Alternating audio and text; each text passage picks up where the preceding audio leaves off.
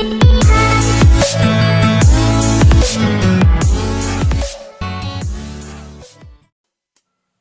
tahu Tuhan bahwa Engkau menciptakan segala makhluk dan segala burung yang ada di udara Tuhan.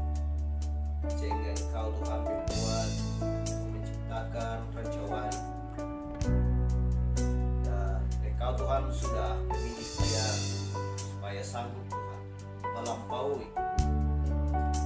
melampaui semuanya Tuhan, dibandingkan dari burung yang lain, sehingga dia mengepakkan sayapnya Tuhan sampai ketinggian, sehingga dia melihat Tuhan apa yang ada di bawah bumi ini Tuhan, sehingga dia melihat bahwa ada regi segar, sehingga dia Tuhan bisa dengan hitungan detik untuk turun untuk menangkapnya Tuhan. Haleluya. Kami tahu bahwa itulah makanannya. Dia tidak mau memakan bangkai yang sudah busuk. Dan tidak ada seorang pun burung yang lain untuk menyamainya. Haleluya. Itulah sebabnya bahwa burung Raja Wali Tuhan memakan kepada orang-orang percaya. Kami tahu Tuhan bahwa Engkaulah Raja Wali kami yang besar, yang menciptakan langit dan bumi. Sehingga kami Tuhan, anak-anak-Mu juga Tuhan bagian daripada Engkau. Haleluya. Kami mengepakkan sayap kami Tuhan untuk terbang tinggi di angkasa, untuk bertemu Tuhan di udara, di mana berlangsung Tuhan, akan berlangsung perjamuan kawin anak domba Allah. Di sana kami akan bersuka cita dan bersorak-sorai Tuhan, memuji Tuhan bahwa kami Tuhan, Engkau sudah menyelamatkan kami sebelum dasar dunia. Apa yang baik kami bersyukur Tuhan, oleh karena kasih karunia Engkau melupakan perbuatan-perbuatan yang tidak baik dan dosa-dosa kami. Engkau melupakannya Tuhan, dan Engkau membasuh kami lewat darah. Terima kasih Bapa di surga. Terima kasih Tuhan. Berikan kekuatan bagi kami lebih lagi Tuhan untuk melakukan firman-Mu. Karena kami tahu Tuhan, tanpa firman-Mu, tanpa Engkau, kami akan memiliki pikiran yang lemah, hati yang lemah. Tetapi oleh karena firman-Mu yang menguatkan kami, sehingga kami Tuhan boleh terbang seperti Raja Wali, memiliki kekuatan Tuhan. Sekalipun ada tantangan dan rintangan, badai angin yang sangat kencang Tuhan, sehingga itulah yang membuat kami semakin naik, terbang tinggi di angkasa. Haleluya. Terima kasih Bapa di surga. Sebentar lagi kami akan membacakan dari sebagian firman-Mu. Bila Roh Kudus-Mu Tuhan mengurapi setiap kepala, mengurapi setiap telinga Tuhan. Hati kami Tuhan sedang terbuka, bahwa firman-Mu siap Tuhan masuk ke dalam jiwa kami, dan sehingga menghasilkan buah yang indah. Terima kasih Bapa. Terima kasih Tuhan. Roh Kudus-Mu akan bersama-sama dengan kami pada waktu yang indah ini. Kami berdoa dalam nama Yesus Kristus. Haleluya. Amin. Silahkan duduk.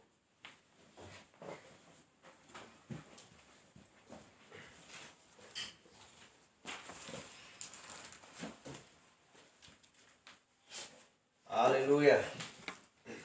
Terpujilah nama Tuhan yang mulia,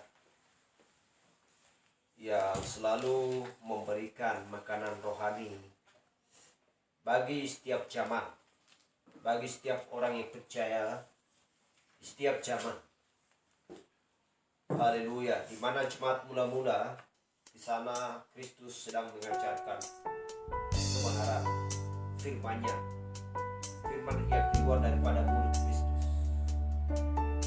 Dan zaman Efesus, di zaman Rasul Paulus, dia menyediakan seorang utusan yang bernama Rasul Paulus untuk memberitakan firman ke seluruh dunia, untuk supaya orang-orang percaya hidup, untuk supaya orang-orang bangsa kafir hidup, di mana bangsa kafir dulunya seorang penyembah berhala yang tidak pernah mengenal kebenaran, yaitu firman, dan tidak pernah mengetahui siapakah Yesus Kristus. Haleluya. Sehingga mereka pun tidak mengerti dan tidak tahu bahwa Roh Kudus itu ada, atau siapakah Roh Kudus. Itulah sebabnya Tuhan selalu mengasihi orang-orang di setiap zaman, dari zaman dulu sampai zaman sekarang. Dan setelah di pelayanan Rasul Paulus, sampailah pelayanannya, berakhirlah pelayanan di zaman Efesus, sehingga Tuhan mengutus seorang mediator, pengantara di zaman Irenaeus, di zaman Smyrna, sehingga dia mengutus Irenaeus. Dan setelah selesai pelayanan zaman Irenaeus, zaman Smyrna, tampillah Martin. Tampillah Martin di zaman Pergamus. Zaman pelayanan Efesus, di zaman pelayanan Rasul Paulus di zaman Efesus tahun 53 langsung sampai tahun 170. Jadi pelayanan Rasul Paulus di zamannya Efesus itu berlangsung 117 tahun.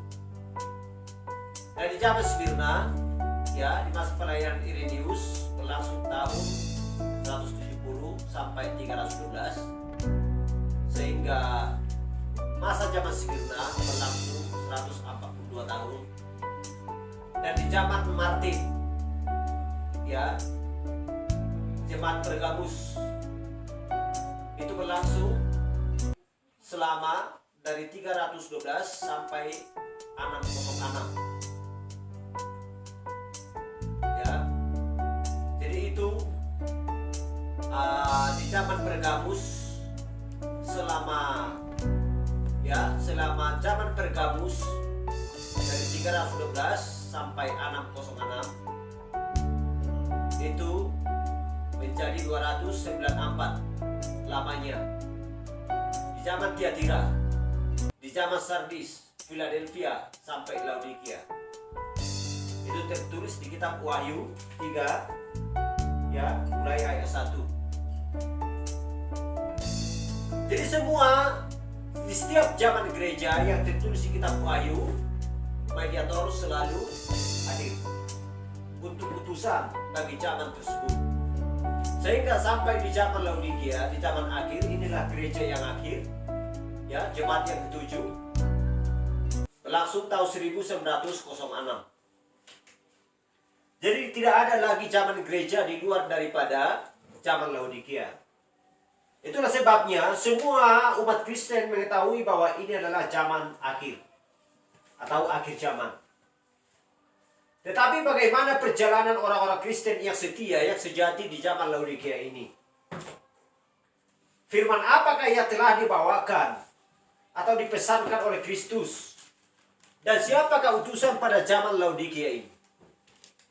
Karena kita tahu di masa pelayanan Martin Luther, dia adalah utusan pada zaman tersebut. Dan Wesley, sampai zaman Laodikia. Disitulah kita mengetahui di dalam Alkitab bahwa semua yang ada dalam kitab harus digenapkan.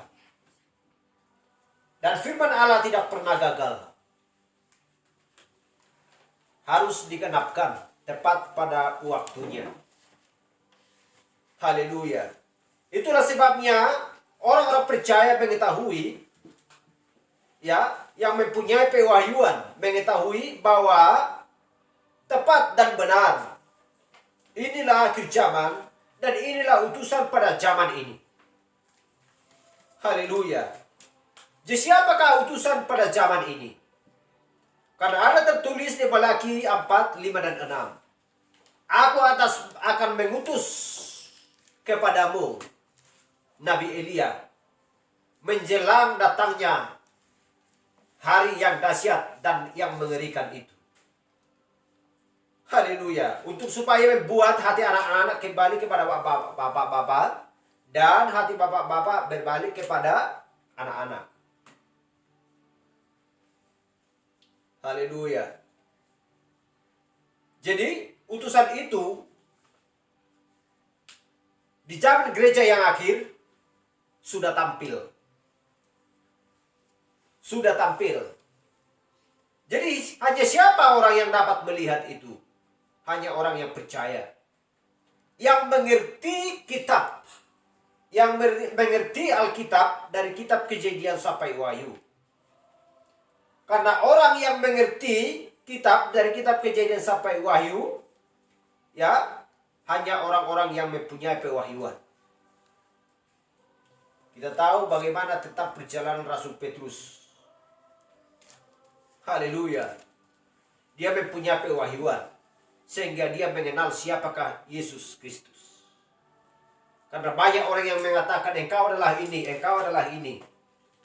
Tetapi Rasul Petrus berkata, engkau adalah anak manusia. Haleluya. Engkau adalah anak manusia. Engkau adalah Yesus Kristus. Engkau adalah anak Allah. Haleluya. Sehingga Yesus Kristus berkata, benar perkataanmu, Petrus. Dan mulai sekarang namamu bukan lagi Simon. Ya. Melainkan Simon bin Yunus. Ya. Sehingga namanya pun dirubah. Dan dikatakan, dan di atas batu karang ini aku akan mendirikan jemaatku. Dan alam maut tidak akan dapat menguasai. Haleluya. Jadi hanya orang-orang yang mempunyai pewahyuan. Itulah sebabnya di akhir zaman ini, ya, kita akan semakin dekat kepada Kristus. Karena kita tahu bahwa dunia ini akan berakhir. Kita tahu bahwa dunia ini sedang mengerang. Kita tahu bahwa dunia ini sedang sakit bersalin. Haleluya. Dan tepat pembahasan kita pada waktu yang indah ini adalah sakit bersalin. Mari kita buka Alkitab kita yang tertulis di kitab Yohanes 16 ayat 21.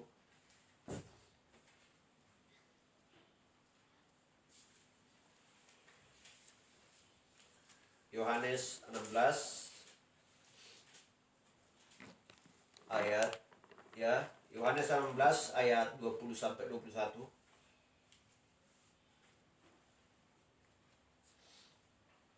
Demikian firman Tuhan.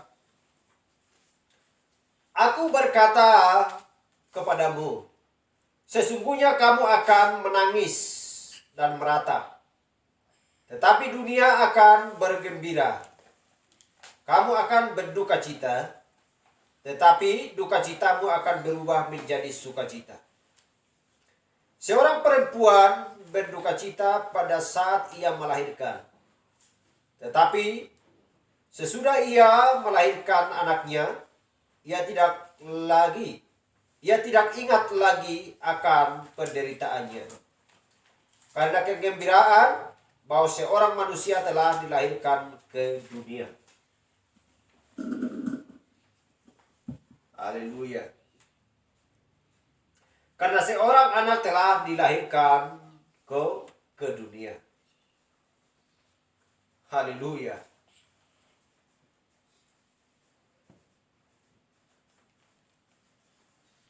Dikatakan di situ, aku berkata kepadamu, sesungguhnya kamu akan tertidur, menangis dan meratap. Ya, bukan itu. Seorang perempuan berduka cita pada saat ia melahirkan. Tetapi sesudah ia melahirkan anaknya, ia tidak ingat lagi akan penderitaannya. Karena kegembiraan bahwa seorang manusia dilahirkan ke dunia. Haleluya. Jadi kita perhatikan apakah artinya semuanya ini. Haleluya. Baik itu secara natural, baik secara spiritual. Jadi kita perhatikan di sini, apakah tujuannya sakit bersalin ini? Di manakah ini berlaku? Dan kapan ini diletakkan? Mulai saat kapan ini diletakkan dan dipakai? Kita melihat tadi ketujuh zaman gereja. Ini sudah berlangsung pada di zaman Efesus. Ini berbicara di ketujuh zaman gereja. Sakit bersalin dari zaman Efesus sampai zaman Laodikia, akhir zaman ini. Haleluya. Jadi kita tahu bahwa di sini Yesus sedang berbicara tentang itu. Seperti yang dia katakan, engkau akan mengalami duka cita, tetapi duka citamu akan berubah menjadi sukacita. Dia sedang berbicara kepada murid-muridnya. Jadi tahu bahwa pada waktu itu kelahiran kekristenan sedang datang. Di mana pelayanan Kristus berlangsung di jemaat mula-mula. Haleluya.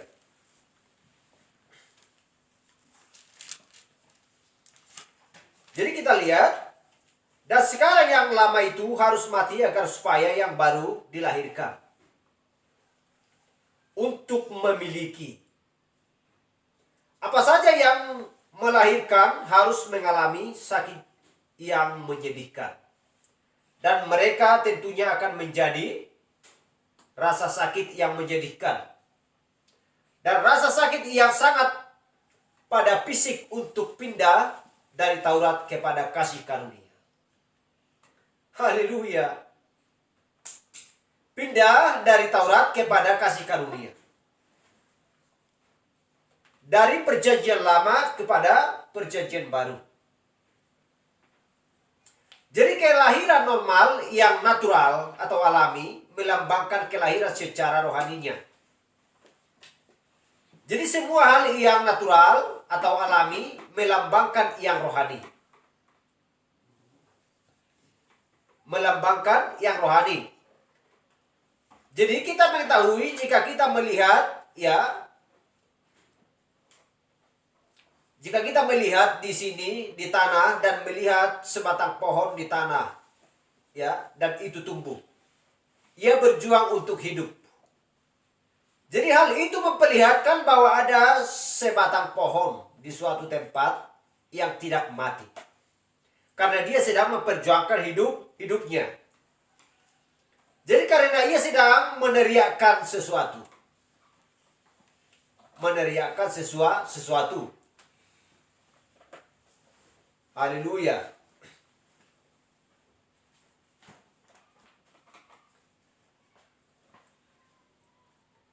Jadi di 1 Yohanes 5 ayat 7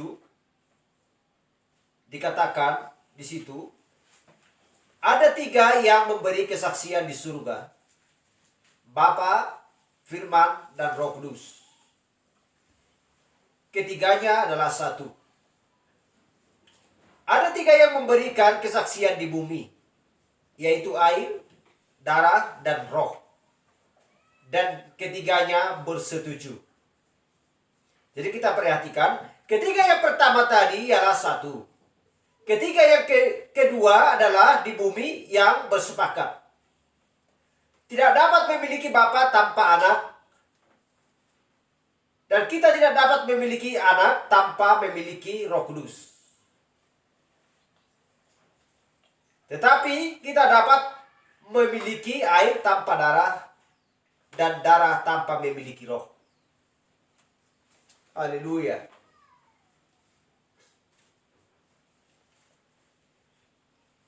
itulah tentang zaman-zaman kita yang sudah membuktikan bahwa hal ini adalah benar. Jadi yang pertama adalah air, darah, roh. Yang dimaksudkan ya pembenaran, pengudusan atau baptisan Roh Kudus. Haleluya. Jadi hal itu melambangkan atau menjadikan wujudnya yang nyata itu terambil dari kelahiran yang natural atau alaminya.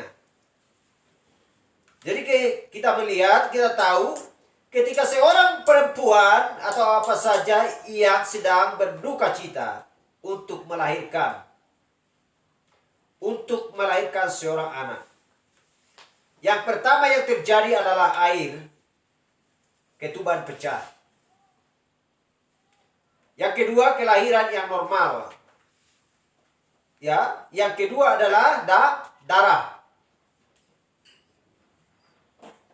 Pertama yang terjadi adalah air tadi, ya, ketuban pecah, kelahiran yang normal. Jadi yang kedua adalah darah. Dan kemudian kehidupan. Kehidupan. Jadi air, darah, roh. Dan itu terdapat pada kelahiran yang normal. Kelahiran natural atau alami. Haleluya. Jadi dan demikian pula dalam hal rohaninya itu adalah air, pembenaran oleh iman. Percaya kepada Allah, menerima Dia sebagai juru selamat. Juru selamat kita secara pribadi. Dan dibaptis. Kedua adalah pengudusan roh. Bahwa Allah membersihkan roh itu dari semua unsur-unsur dunia dan keinginan dunia. Dan kemudian Roh Kudus masuk dan memberikan kelahiran baru dan memenuhi bencana yang dikuduskan itu. Haleluya.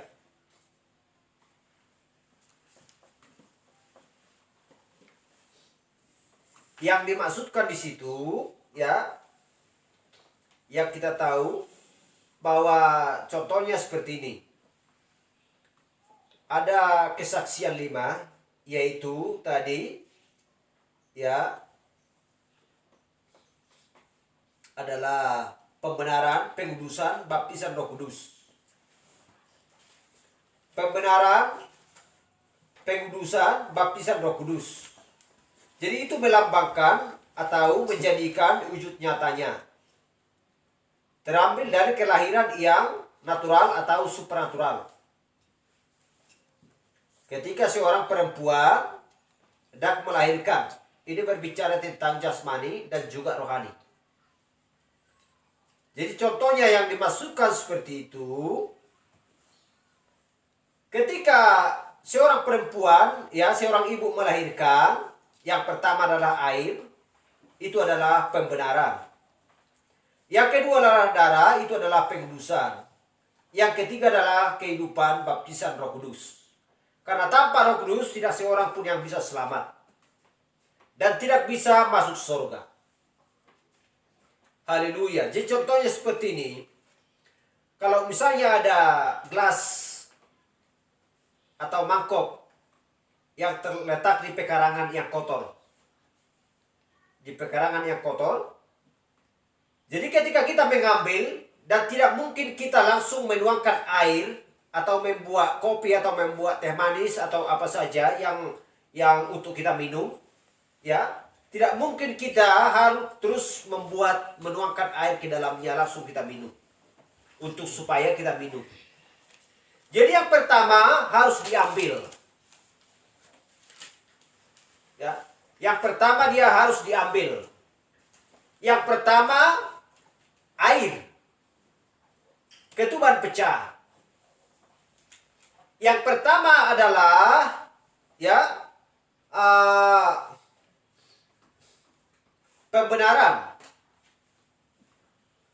Jadi ketika kita mengambil gelas, itu adalah pembenaran, itu adalah ketuban pecah. Yang kedua, kita membersihkan. Itu adalah berbicara darah. Karena hanya darah Yesus Kristus yang bisa membersihkan. Haleluya. Jadi ketika darah itu berbicara, itu adalah membersihkan dosa. Jadi yang ketiga, itu adalah berbicara kehidupan. Ketika seorang bayi sudah dilahirkan. Kehidupan sudah lahir. Jadi baptisan Roh Kudus sudah berlangsung. Dan Roh Kudus yang berbicara dan sudah masuk di dalam diri kita. Setelah gelas itu dibersihkan dan air akan dituangkan ke dalam gelas tersebut. Dan sudah bisa langsung diminum setelah dibersihkan. Yang dimaksudkan sudah bisa diisi dengan air. Haleluya.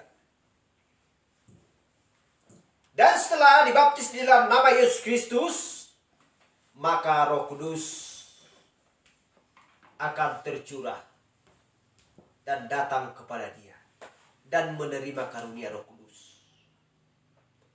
Sesuai dengan Kisah Rasul 2:38. Haleluya. Jadi seperti itulah contohnya.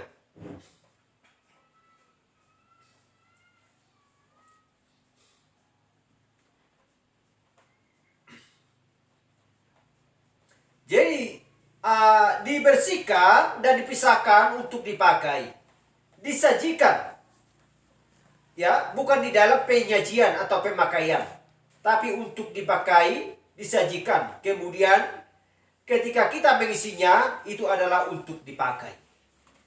Jadi setelah kita sudah menerima Roh Kudus, kita siap dipakai.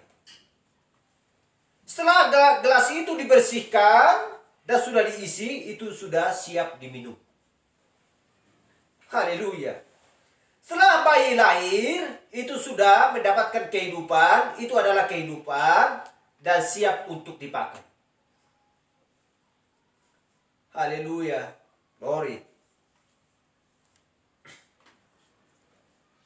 Jadi seperti itulah di zaman ini, ketika orang-orang yang mengaku dirinya Kristen, dan seperti gereja-gereja yang lain, seperti yang saya terangkan minggu kemarin, mereka menganggap bahwa mereka sudah orang percaya.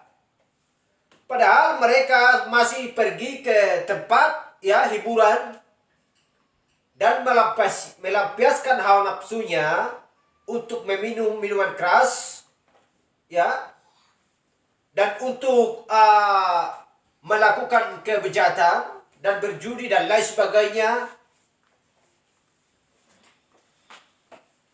Semua hal-hal yang najis dilakukan.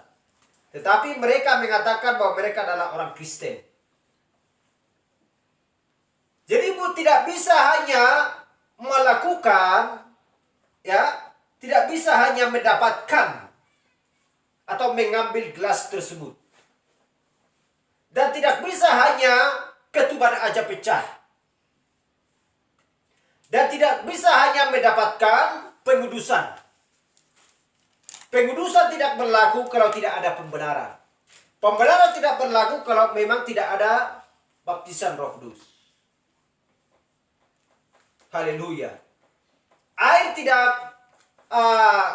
tidak berguna. Darah tidak berguna kalau memang tidak ada kehidupan. Ketiganya itu harus komplit.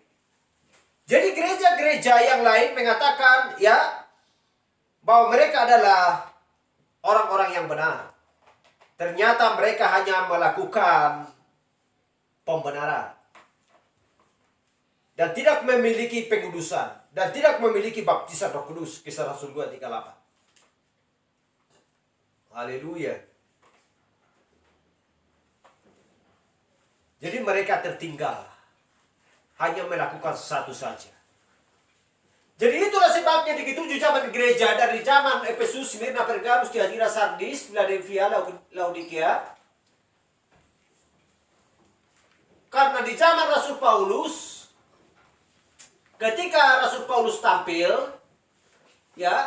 Dan Rasul Paulus tidak bisa berlangsung di zaman Smyrna. Karena Tuhan sudah memberi utusan pada waktu itu adalah Irenaeus, seorang mediator.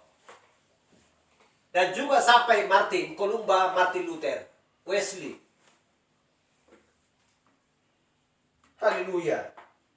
Sampai di zaman akhir, zaman Laodikia adalah Branham. William Mariam Branham adalah utusan di zaman gereja yang ketujuh. Haleluya. Jadi kalau memang Martin Luther tetap jemaat Martin Luther tetap memperjuangkan firman pada saat itu, haleluya, contohnya pengudusan atau pembenaran tanpa Roh Kudus, mereka tidak akan bisa selamat. Jadi mereka harus mengikuti. Haleluya. Kalau hanya perjanjian lama yang kita pelajari dan kita bahas dan kita lakukan, maka yang sedang kita lakukan mati. Karena tanpa Yesus Kristus tidak seorang pun yang bisa hidup. Haleluya. Ketika orang-orang percaya Abraham, Ishak dan Yakub dan lain sebagainya, tanpa Yesus Kristus bangkit dari antara orang mati, tidak seorang pun yang bisa bangkit dari kuburan. Ketika Yesus Kristus bangkit dari antara orang mati. Tetapi ketika Yesus Kristus bangkit dari antara orang mati, dan orang-orang percaya di zaman dulu bangkit, itu berbicara tentang perjanjian baru. Karena kita tahu bahwa perjanjian baru adalah kasih karunia. Haleluya. Tidak ada kasih karunia di perjanjian lama. Tidak ada kasih karunia di hukum Taurat. Itulah sebabnya Farisi dan Saduki tidak mengenal siapa Yesus Kristus. Haleluya. Glory. Sama halnya juga, kalau di zaman ini,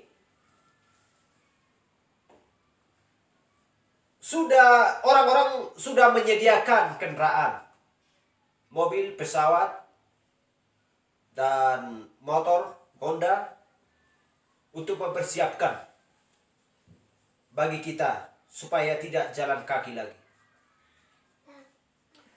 Bagaimanapun caranya kita tidak akan bisa sampai ke luar negeri kalau hanya jalan kaki saja. Haleluya. Padahal waktu sudah ditentukan Tuhan. Tidak ada lagi gereja di luar zaman Laodikia. Mau berjalan kaki orang, jangan diharap sampai. Jangan diharap sampai kepada tujuan.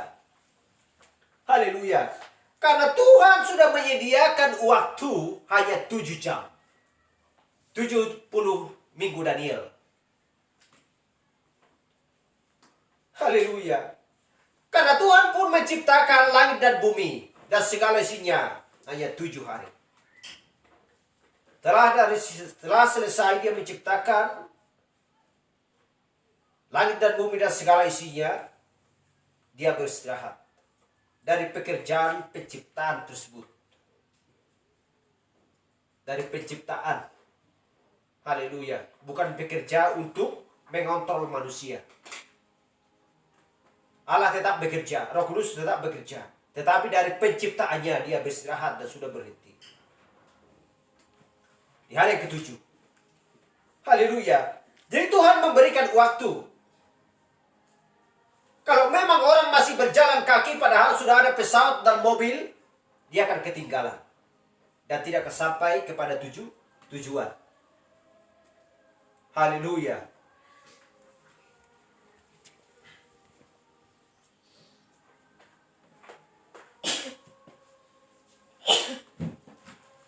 Jadi yang normal atau alami melambangkan yang spiritual atau rohaninya.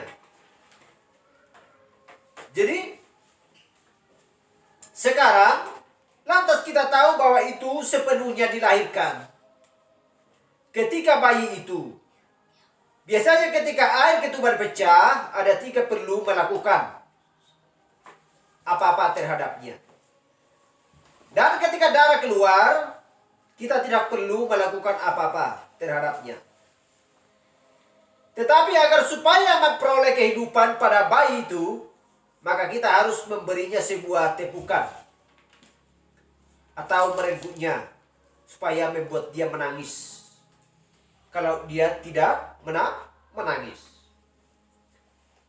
Haleluya.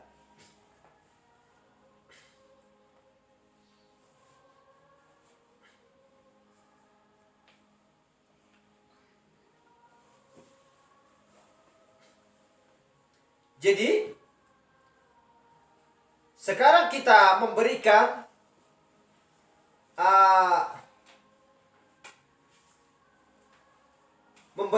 sesuatu kepada seorang bayi, ya, dan tidak perlu menepuk dia, tetapi membuat kejutan sedikit kepadanya.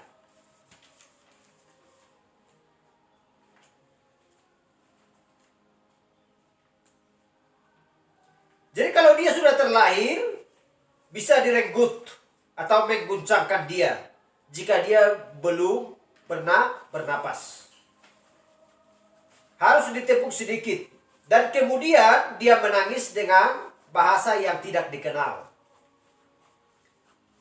Haleluya. Jadi bagaimanapun juga dia mengeluarkan suara. Kalau dia tidak mengeluarkan suara, berarti dia sudah mati. Kalau dia tidak mengeluarkan suara, dia sudah mati. Haleluya. Jadi kalau firman sudah datang, pesan sudah datang di zamannya, kalau orang-orang tidak respon, sekalipun dia mendengarkan firman, sekalipun dia menerima tetapi tidak melakukan, bermacam bagaimana hal cara menyampaikan. Seorang nabi menyampaikan ke seluruh dunia, menyampaikan kebenaran firman. Tetapi jika orang-orang tidak mau melakukan, maka itu sudah pasti mati. Kalau dia tidak mau melakukan sampai akhir hidupnya, dia sudah mati. Haleluya. Kalau memang bayi tersebut sudah bermacam bagai hal dilakukan untuk supaya membuat dia menangis, dan juga dia tidak menangis, berarti dia sudah bayi yang mati. Haleluya. Karena hanya menyampaikan firman saja. Haleluya. Karena itu adalah tugas seorang nabi dan rasul, dan juga orang-orang percaya. Jadi itulah yang persis yang sama di zaman ini. Haleluya. Banyak anak-anak dilahirkan diam. Mereka membutuhkan tepukan Injil. Mereka membutuhkan pemberitaan firman. Tetapi mereka tidak mau melakukan atau bertindak. Karena mereka adalah gereja yang mati. Haleluya.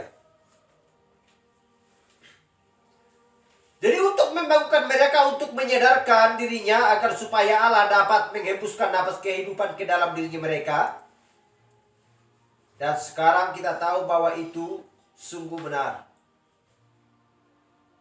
Haleluya. Tetapi orang-orang yang meninggikan dirinya, teologi, orang-orang yang sudah terpelajar, yang tidak mau lagi mendengarkan apa yang tertulis, maka mereka adalah orang-orang Kristen yang sudah mati.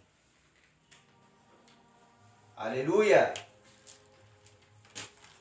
Jadi kita tahu pada kelahiran benih yang tua harus mati sebelum benih yang baru dapat dilahirkan. Jadi kematian adalah suatu yang berat setiap kali. Jadi itu sangat menyakitkan. Itu sangat menyedihkan.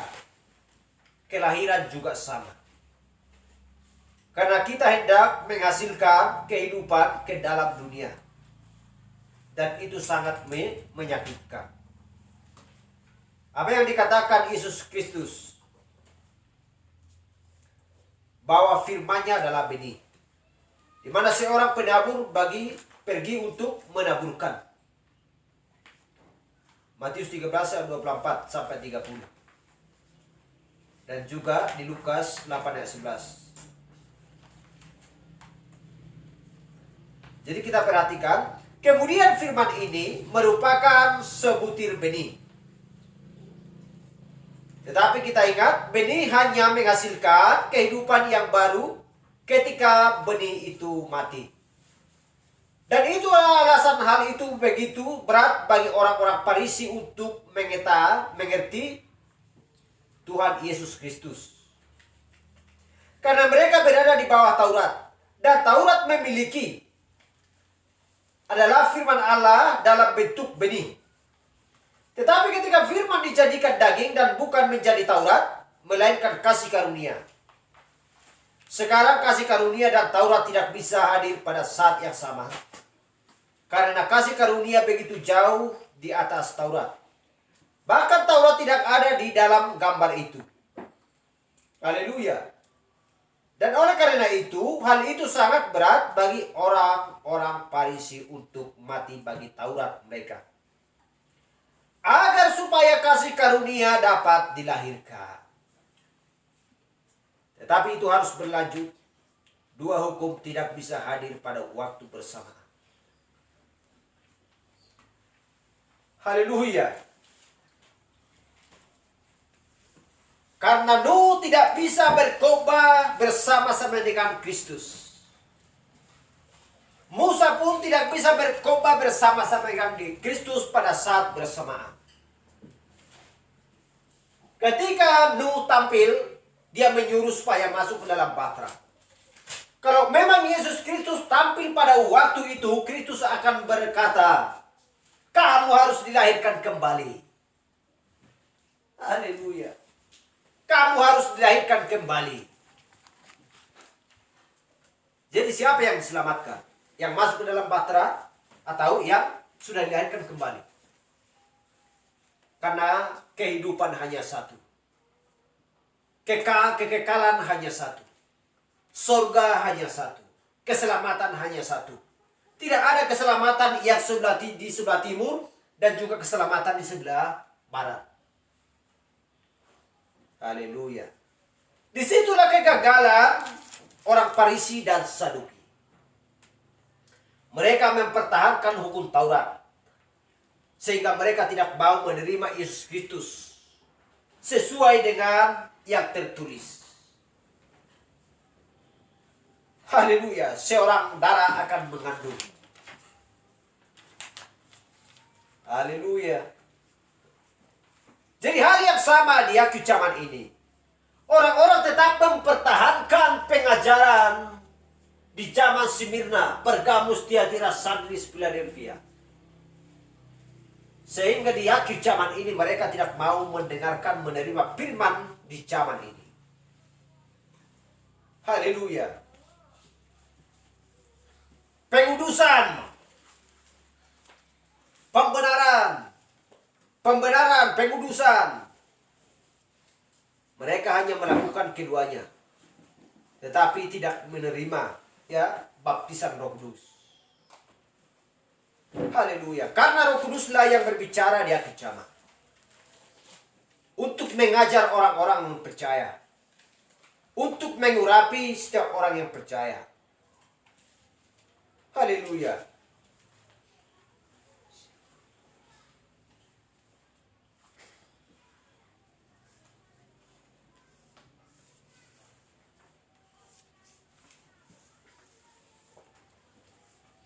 Jadi kita lihat bagaimana orang-orang Farisi itu mati bagi Taurat. Melalui rasa sakit, menyedihkan, tidak nyaman. Tetapi harus dijalani. Haleluya. Jadi sekarang kita tahu bahwa hujan yang menghasilkan buah, menghasilkan buah di muka bumi. Hujan itu dilahirkan. Haleluya. Kita tahu bahwa di ladang-ladang guru, di angkasa yang terjadi, mengkoyak-koyakkan.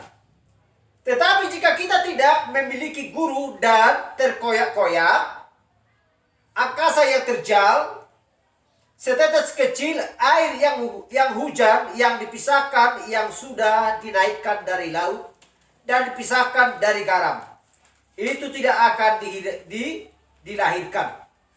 Itu membutuhkan pencahayaan itu.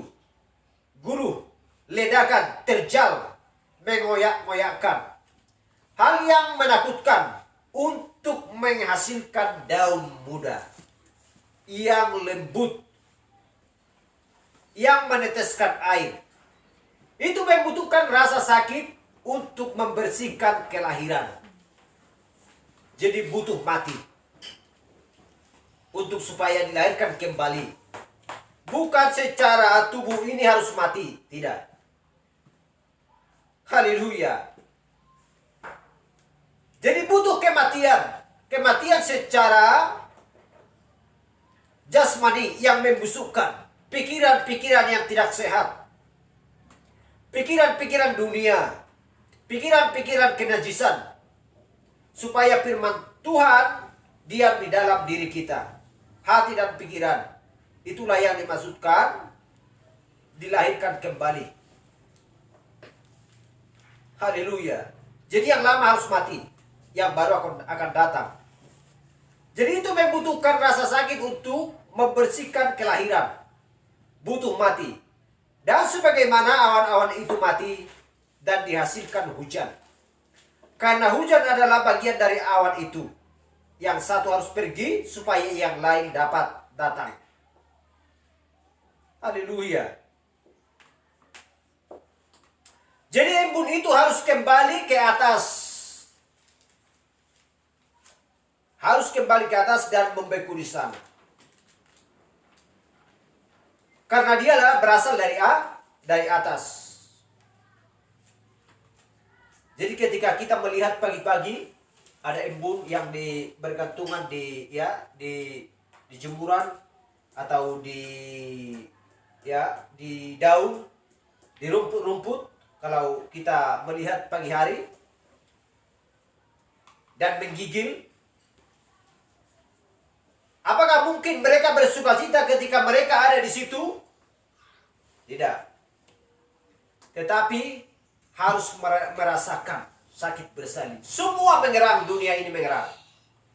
Tetapi ketika terbit matahari, cahaya datang, Kristus datang, haleluya, dan embun itu naik ke atas dari mana mereka berasal. Ketika si Sang Pencipta lahir dan datang ke dunia ini untuk menebus umat, matahari datang, sinar datang, kemuliaan Kristus datang untuk menghangatkan benih, untuk menumbuhkan kita, bahwa kita adalah benih. Haleluya. Untuk supaya benih itu tumbuh dan pecah. Supaya tumbuh. Haleluya. Untuk supaya apa? Untuk supaya membawa kita kembali kepada kerajaan surga. Karena kita berasal dari sana. Hal yang sama, embun itu pun harus pergi ke atas, menyatu kembali. Karena mereka juga berasal dari atas. Haleluya.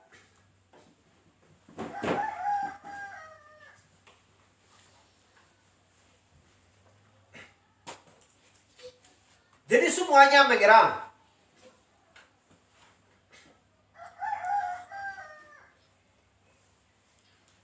Jadi kita lihat bagaimana tentang kehidupan. Kita melihat bagaimana tentang kehidupan bunga bakung. Kita melihat banyak bunga. Jadi kalau orang yang percaya melihat banyak bunga, pasti hanya satu yang dia sukai. Kalau sudah mengerti Alkitab, kalau sudah mengerti firman Tuhan. Apakah itu? Itu adalah bunga bakung. Haleluya. Kita melihat, kalau kita lihat di di YouTube bagaimana tentang tumbuhnya bunga bakung di di ya di kolam, kalau di tempat rawa-rawa, kira-kira seperti itu. Kalau kita sudah melihat bunga bakung tersebut, kita akan melihat apa yang ada di sekeliling bunga bakung tersebut. Karena dia tumbuh di rawa-rawa atau di kolam yang tidak banyak airnya. Di sana kita lihat pasti banyak atau kotoran-kotoran yang sudah busuk.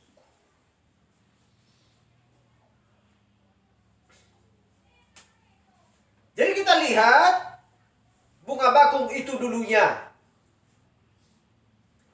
Kita memperhatikan bunga bakung yang di ladang, yang tumbuh tanpa bekerja dan tanpa memintal. Haleluya. Jadi apa yang dikatakan Allah? Namun aku berkata kepadamu, Salomo dalam segala kemegahannya pun tidak berpakaian seindah salah satu dari bunga itu, dari bunga bakung itu. Yesus berkata, Matius 6 ayat 28-29. Sebab semua kemegahan Salomo dan pakaiannya adalah tiruan. Yang dimaksudkan tiruan buatan manusia. Tetapi bunga bakung ini dengan keindahannya adalah hidup. Itulah yang membuatnya indah. Haleluya. Bukan suatu yang tiruan hasil olesan buatan manusia. Bunga bakung adalah tumbuh dengan sendirinya. Melampaui semuanya, kotoran yang ada di kolam, di rawa-rawa tersebut. Kotoran apapun, pembuangan apapun, ya, dia selalu bertumbuh dari bawah. Melampaui semuanya.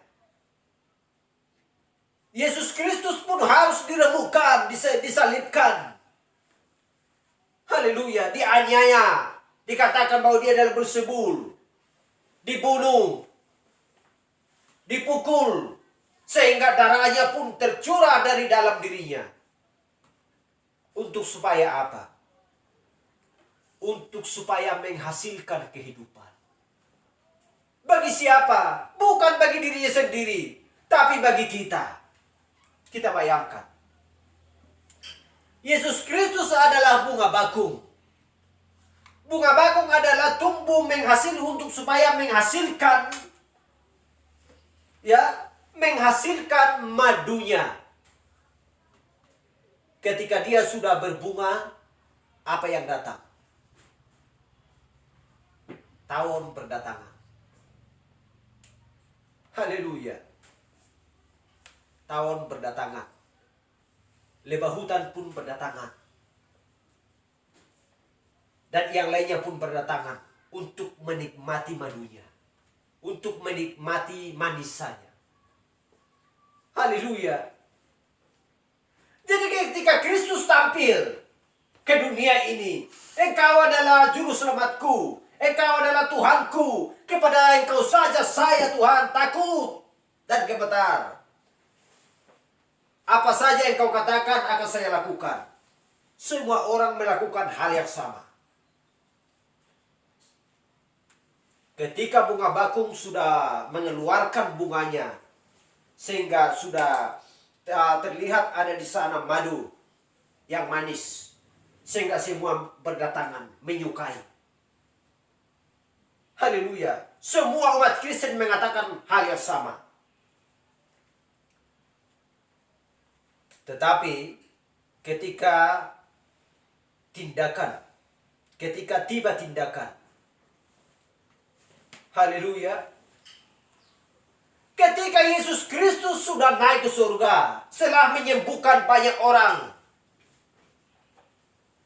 dari sakit penyakit, melakukan mujizat dan lain sebagainya, memberikan orang-orang makan sebanyak 4.000, 5.000 orang.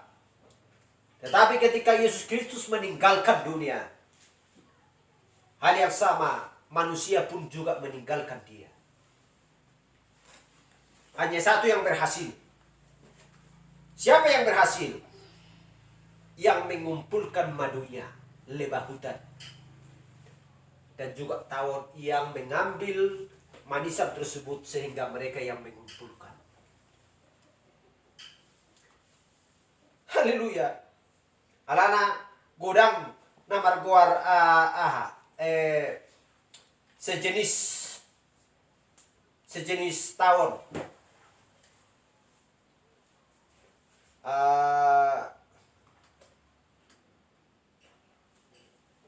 Saya lupa namanya, naning bahasa Indonesia.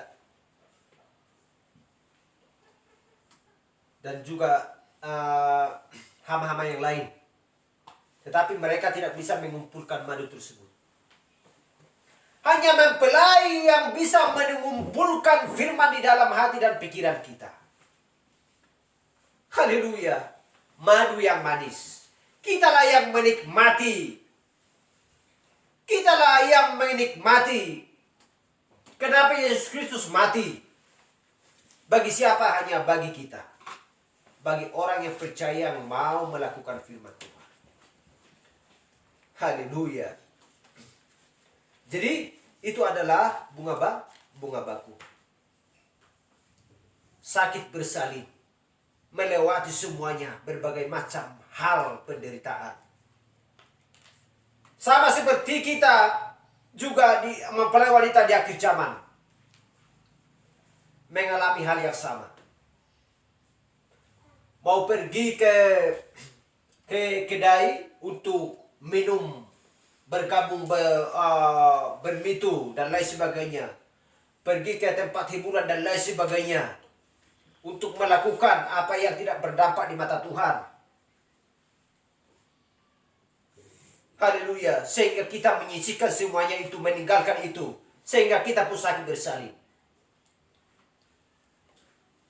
Haleluya.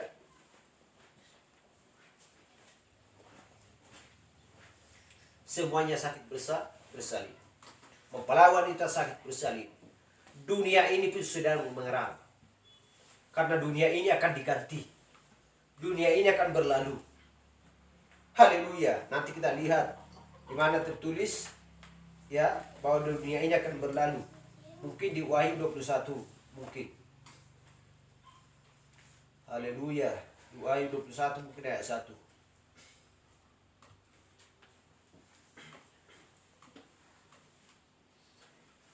Jadi bunga baku kita memperhatikan bagaimana ia tumbuh, bekerja.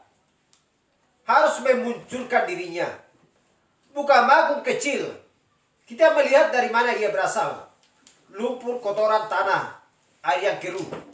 Menekan dengan menembus semuanya itu. Haleluya. Jadi memunculkan dirinya dari dasar kolam itu. Di mana katak-katak dan lain sebagainya berada. Dan kemudian memunculkan dirinya menembus semuanya itu.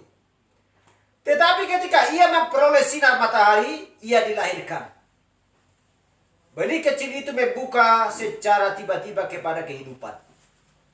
Ia tidak bisa seperti itu sebelum ia melewati semuanya proses. Ia harus melewati semuanya itu. Itulah yang menjadikannya adalah karena matahari itu sendiri yang sedang menariknya.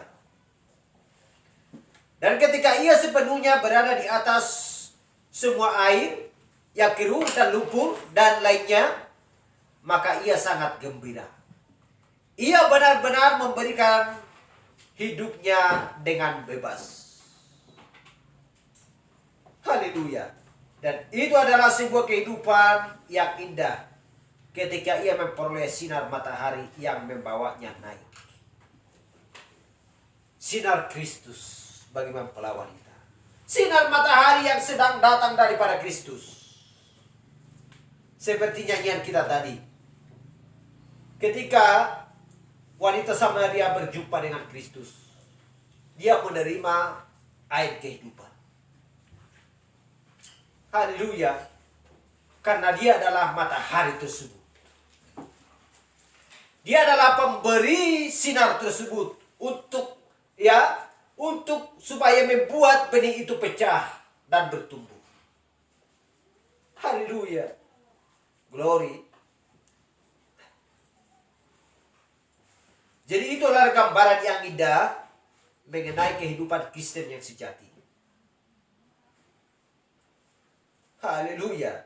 Jadi ketika sesuatu sedang menarik kita keluar dari, ketika sesuatu sedang menarik kita keluar dari dunia, hingga suatu hari kemudian kita dilahirkan ke dalam hadiratnya oleh Roh Kudus. Sungguh indah. Haleluya. Jadi mungkin ini sudah pernah kita bahas bagaimana tentang seekor ayam yang kecil ketika ia sedang dilahirkan dari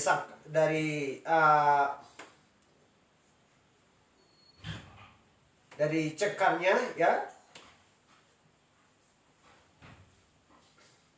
kita memperlihatkan dari ayam-ayam kecil di ujung paruhnya atau di ujung paruh kecilnya, atau burung atau apapun yang lainnya yang sejenis dengan ayam, bebek dan lain sebagainya. Jadi itu sedang mematahkan kerak kulit telur tua itu. Bagaimana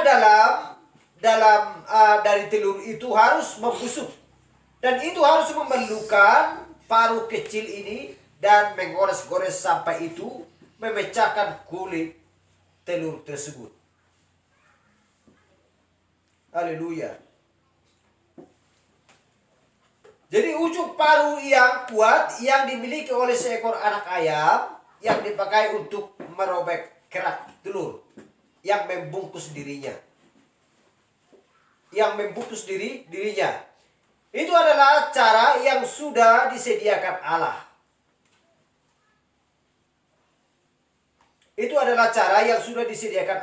Disediakan Allah. Jadi ayam tersebut ketika dia masih ada dalam telur tersebut, bagaimanapun kehebatan manusia tidak akan bisa menolong atau menyelamatkan dia. Ketika sekalipun kita sudah mendengarkan berbunyi di dalam anak ayam tersebut, kita pecahkan aja lah supaya dia keluar. Kalau kita memecahkan tanpa dapat waktunya yang sudah ditentukan Tuhan, maka anak ayam tersebut akan mati. Tetapi ketika sudah dapat waktunya, paruhnya tadi nanti akan mematok dari dalam pakai paruhnya sehingga dia keluar.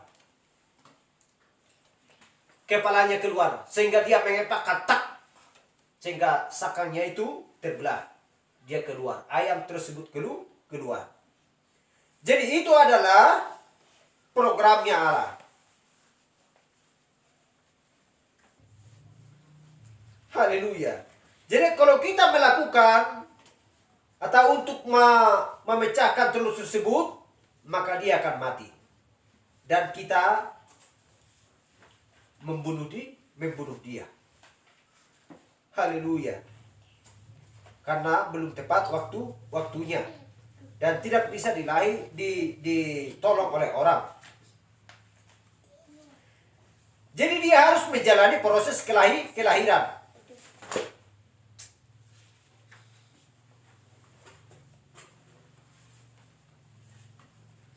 Haleluya. Jadi begitulah caranya yang harus dilakukan oleh seorang Kristen. Itu bukan sekedar seorang kalau kamu sudah masuk gereja ini, namamu harus tercatat di sini. Dan saya akan persilahkan masuk. Dan saya akan hormati. Dan saya akan hargai. Dan saya akan bantu. Dan saya akan berikan ini dan lain sebagainya. Haleluya. Kalau kita melakukan hal seperti itu, kita akan membunuh dia. Haleluya. Kita membunuh dia kalau kita melakukan hal seperti itu. Haleluya.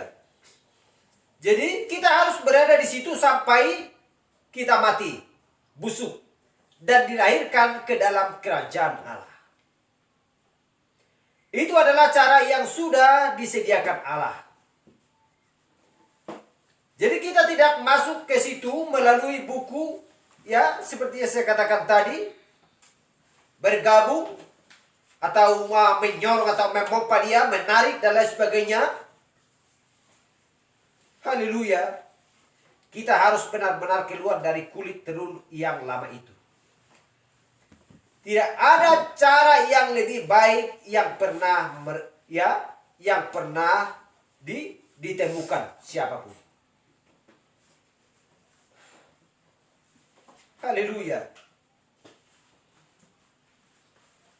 Jadi bagaimanapun tidak menemukan cara yang lebih baik bagi seorang bayi untuk memperoleh apa yang dia inginkan selain cara yang sudah Allah sediakan baginya. Haleluya. Contohnya seperti ini. Kalau ada seorang bayi dan tidak bisa si ayah atau si ibu mengatakan, kalau dia seorang bayi, nak, kalau kamu nanti sudah haus, ada bel di sini. Kamu hanya tinggal pencet bel. Saya akan datang. Ibu akan datang menyusui. Kalau kamu sudah basah, ayah pun bisa mengganti. Pencet belnya.